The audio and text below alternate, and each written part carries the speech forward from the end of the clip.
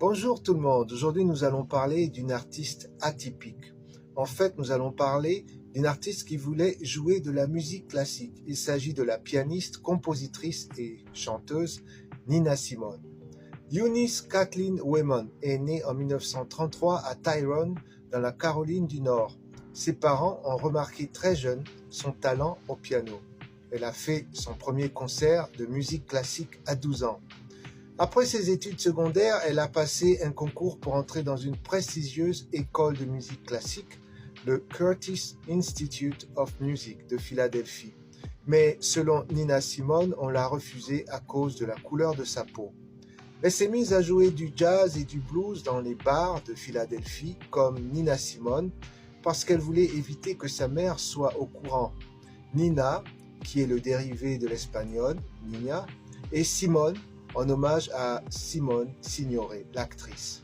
Le succès est arrivé vite. Elle l'a connue avec la chanson I Love You Porgy en 1958. Elle avait à peine 25 ans.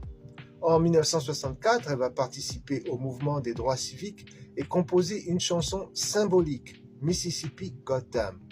Elle va s'impliquer davantage dans la lutte pour l'égalité des droits. Ensuite, en 1970, elle va quitter les États-Unis persuadée que ses chansons engagées ont nui à sa carrière.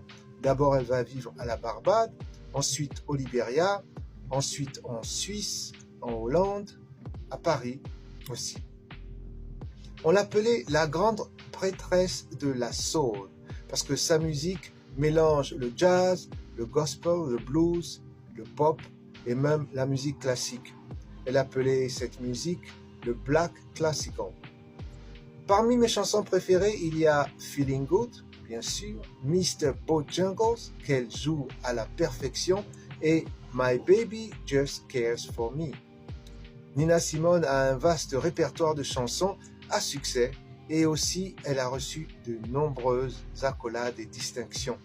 En fait, c'est une des artistes les plus influentes du XXe siècle, même les plus copiées.